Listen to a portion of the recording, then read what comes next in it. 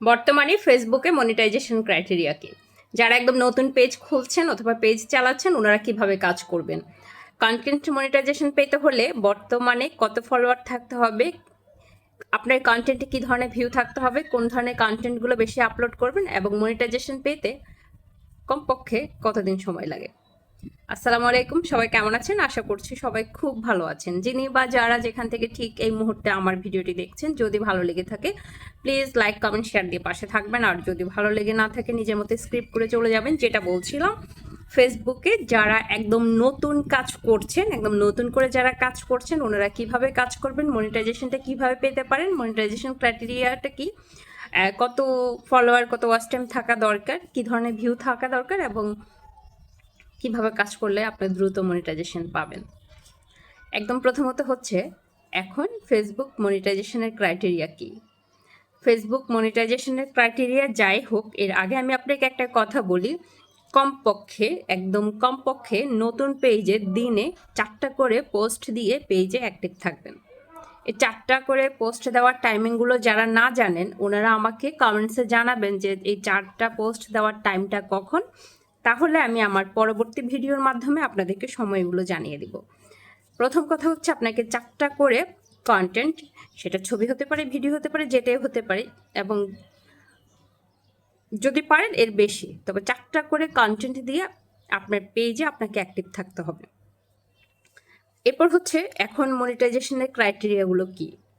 এখন মনিটাইজেশনের ক্রাইটেরিয়াগুলো হচ্ছে, আপনাকে ভালো কোয়ালিফাইড কন্টেন্ট তৈরি করতে হবে এবং এডিটিংয়ের মধ্যে স্বচ্ছতা থাকতে হবে। ঘোলাটে অথবা লো কোয়ালিটির এডিটিং কন্টেন্ট ফেসবুক কাউন্ট করে না।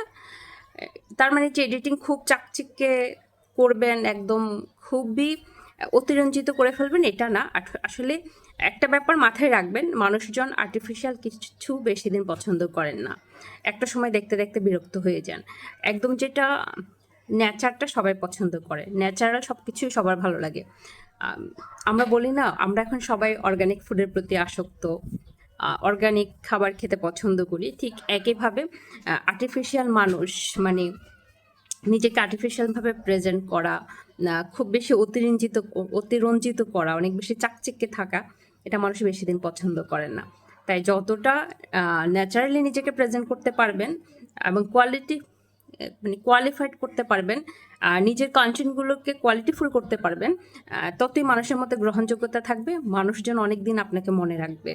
ঠিক একই সঙ্গে ফেসবুকের মধ্যেও গ্রহণযোগ্যতা থাকবে। তাই চেষ্টা করবেন ভিডিওর রেজুলেশনটা ভালো রাখার, ভিডিও রেশিওটা ঠিক রাখার, তারপর ভিডিওর কোয়ালিটিটা ভালো রাখার। তাহলে ফেসবুক যদি এই জিনিসগুলো ঠিক থাকে তাহলে আপনাকে মনিটাইজেশন দিয়ে দিবে। আর এখন বর্তমানে মনিটাইজেশনের ক্রাইটেরিয়া, মানে কত ফলোয়ার কত ওয়াচ টাইম, এটা যদি বলেন, আপনার ভিডিওতে অ্যাভারেজ ভিউ যদি 20,000 25,000 30,000 1 লক্ষ এর মধ্যে থাকে 10-12টা ভিডিও, এবং ফলোয়ার যদি 1,000-এর উপরে থাকে, তাহলে আপনার মনিটাইজেশন পাওয়ার সম্ভাবনা খুব বেশি, মানে কমপক্ষে 1,000-এর উপরে। আবার দেখবেন অনেক পেজ আছে 1 লক্ষ 2 লক্ষ 1.5 লক্ষ 3 লক্ষ ফলোয়ার আছে, ওনারা মনিটাইজেশন পান নাই।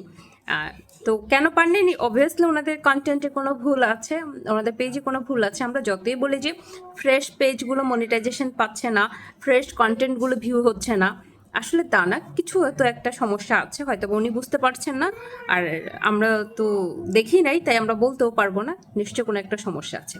তো যাই হোক, যেটা বলছিলাম, ফেসবুকে এখন কমপক্ষে যারা নতুন কাজ করছেন 4টা করে কন্টেন্ট আপলোড করবেন দিনে। তারপর হচ্ছে ভিডিও রেজুলেশন ঠিক রাখবেন, রেশিও ঠিক রাখবেন এবং ভিডিও কোয়ালিটি ঠিক রাখবেন। তারপর হচ্ছে চেষ্টা করবেন অরিজিনাল কন্টেন্ট নিয়ে কাজ করার। আর মনিটাইজেশন পেতে হলে কমপক্ষে 1,000 ফলোয়ার থাকতে হবে এবং আপনার ভিডিওগুলোর ভিউ 10,000 20,000 30,000 1 লাখের মধ্যে থাকতে হবে। ধন্যবাদ।